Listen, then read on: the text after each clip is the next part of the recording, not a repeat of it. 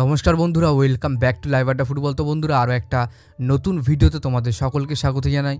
তো বন্ধুরা, শুভ সকাল সবাইকে। তো আজকে এই ভিডিওতে তোমরা যে থাম্বনেলটা দেখেছো আর কি, তো সেই থাম্বনেল নিয়ে আজকে আলোচনা হবে। তো তোমরা ভিডিওটা একটু স্কিপ না করে পুরো দেখতে থাকো, না তোমরা কিছুই বুঝতে পারবে না। তো বন্ধুরা, এই মুহূর্তে মোহনবাগান ম্যানেজমেন্ট তারা কোথায় না প্লেয়ার খুঁজছে। এশিয়াতে, ইউরোপে সব জায়গাতে কিন্তু তারা তাদের প্লেয়ার খোঁজা চালু করে রেখেছে। এবং সামনের এই যে উইন্টার সিজন আসছে, এই উইন্টার সিজনে কিন্তু দিমিকে ছেড়ে দেবে মোহনবাগান। এটা তোমরা কথাটা মিলিয়ে নিও। দিমি কিন্তু মোহনবাগানে থাকছে না। এই পরের সিজন কিন্তু দিমিত্রি পেতাতস তিনি কিন্তু খেলবে না। এবং দিমির বদলে মোহনবাগান তারা কিন্তু স্কটল্যান্ড থেকে কিন্তু নতুন প্লেয়ারের উপর নজর দিচ্ছে। তবে প্লেয়ারটার নাম কিছুতেই জানা যাচ্ছে না। আমি চেষ্টা করব, যদি নাম আমি জানতে পারি বা কোনো হিন্ট পাই, তাহলে কিন্তু অবশ্যই আমি তোমাদের সঙ্গে বিকেলবেলার ভিডিওতে শেয়ার করব। তো যারা এখনও চ্যানেলটাকে সাবস্ক্রাইব করো, তারা অবশ্যই চ্যানেলটাকে সাবস্ক্রাইব করে নাও। দেখো, আরেকটা কথা যেটা কাল থেকে বেরিয়ে আসছে এবং অনেক জায়গাতে তোমরা ফেসবুক থেকে দেখেছো, যে নোয়া সাদোই আছে। তো নোয়া সাদোয়ের সাথে নাকি মোহনবাগান ম্যানেজমেন্ট তারা কথাবার্তা একটা চালাচ্ছে, একটা হালকা ইন্টারেস্ট শো করেছে যে নোয়া মোহনবাগানে আসতে পারে, এমন খবর তোমরা প্রায় শুনছো। এবং আজকে আমি তোমাদেরকে বলবো এই যে ক্লিয়ার খবর সেটা।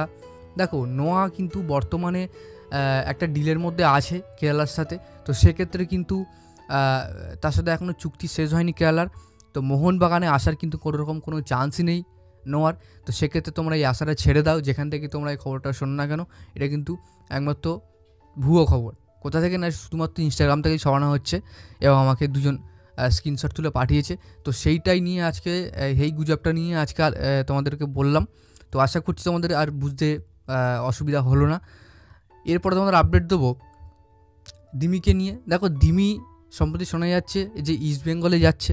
ইস্টবেঙ্গলে জার্সি পরিয়ে তাকে একটা পোস্ট করা হচ্ছে যে ইস্টবেঙ্গলে মোহনবাগানের তারকা দিমি পেতাতস এমন বলে পোস্ট করা হচ্ছে বিভিন্ন জায়গায়। এবং অনেকেই বিভ্রান্তের মধ্যে আছে যে আদৌ কি মোহনবাগান ছেড়ে দিমিত্রি তিনি কি ইস্টবেঙ্গলে যাবেন। তিনি তো বলেছেন যে ইস্টবেঙ্গলে তিনি কোনোদিন যাবেন না, তার সাথে ইস্টবেঙ্গলের চিরশত্রু। তো এমন অনেক কথা ভেসে আসছিল। দেখো, চিরশত্রু এইটা কিন্তু বাজে কথা। প্লেয়ার যেখানে তার ভালো লাগবে, যেখানে তার স্যালারি বেশি, সে কিন্তু সেখানেই যাবে। এই নিয়ে কিন্তু কোনো রকম কোনো ঝামেলার কোনো কারণ। দেখো, সার্জিও র্যামোস, তার সাথে মেসির শত্রুতা, সে যেমন প্যারিসে সই করলো, তার সাথে কিন্তু ভাব হয়ে গেল। তো এটা কিন্তু কোনো রকম ব্যাপার না। প্লেয়ার যেখানে ভালো তার মনে হবে, ভালো স্যালারি পাবে, সে সেখানেই যাবে। তো এবার কথা হচ্ছে যে দিমি কি ইস্টবেঙ্গলে যাবে। দেখো, দিমি ইস্টবেঙ্গলে যাওয়ার একদম 0.1% চান্স আছে বলেই ধরা হচ্ছে।